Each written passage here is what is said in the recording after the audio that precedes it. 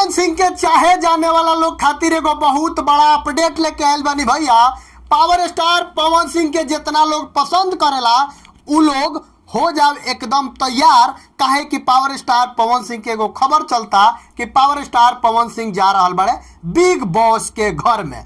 तार लोग के पता होई कि बिग बॉस के घर में खेसारी लाल यादव, दिनेश लाल यादव, सारा लोग लमसम लगभग भोजपुरी के गइल बा, लेकिन अब पावर स्टार पवन सिंह के काहे बिग बॉस के घर में बुलावल जा रहा बा। पावर स्टार पवन सिंह आखिर बिग बॉस के घर में जाई है कि ना जाई है। पावर स्टार पवन सिंह के बिग बॉस गेम जौन बा, बिग बॉस खेला जौन बा, बिग बॉस शो जौन बा, चैनल जौन बा, पवन सिंह के आखिर पसंद आवेला कि ना आवेला, यही बात पर चर्चा कल जाई। वीडियो में बनल रही। सबसे पहले हम बता दी भैया कि जितना लोग वीडियो के देखा था सब लोग के प्रणाम बा। पावर स्टार पवन सिंह के जितना लोग चाहे जाने सुने वाला बा वो सब लोग से एगो विनती बा कि ये चैनल पर नया बनी तो सब्सक्राइब कर ली। बाकी चली बात करता नहीं हम पावर स्टार पवन सिंह के बिग बॉस के घर में जाए वाला बात। सबसे पहला बात कि रउआ सब जान जाई कि पावर स्टार पवन सिंह आज से ना बहुत दिन पहले से पावर स्टार पवन सिंह के बुलावल जा रहा बा, निमंत्रण आ रहा बा कि बिग बॉस के घर में आप आइए, बिग बॉस के घर में आपका स्वागत है।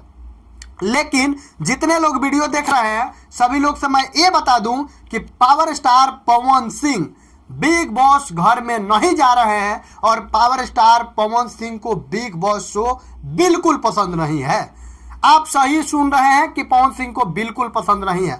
पावर स्टार पवन सिंह सलमान खान के साथ मूवी में काम कर लेंगे, सलमान खान के मूवी में गाना गा देंगे, सलमान खान के मंच पर गाना जो करना है कर देंगे, लेकिन बिग बॉस के घर में नहीं जाएंगे। और ये हकीकत है, एकदम 101% है कि पवन सिंह बिग बॉस के घर में नहीं जाने वाले हैं, क्योंकि पावर स्टार पवन सिंह को वो शो पसंद ही नहीं है। और पावर स्टार पवन सिंह को कहाँ उतना टाइम है यार, 15 दिन 20 दिन जाके होकर छलनी छीनस, होकर कराही छीनस, होकर खाना खास, होकर से रेत तो करस। पवन सिंह यार पावर स्टार पवन सिंह है, भोजपुरी के करता धरता, भोजपुरी के आन बान शान पावर स्टार पवन सिंह। तब भाई पवन सिंह बिल्कुल नहीं जा रहे हैं घर में। जितने लोग ये वीडियो बना रहे हैं और जितने लोग बता रहे हैं कि power star Pawan Singh big boss के घर में जा रहे हैं, वो सभी फेक वीडियो है और कहीं नहीं जा रहे हैं, कतई नहीं जाएंगे power star Pawan Singh big boss के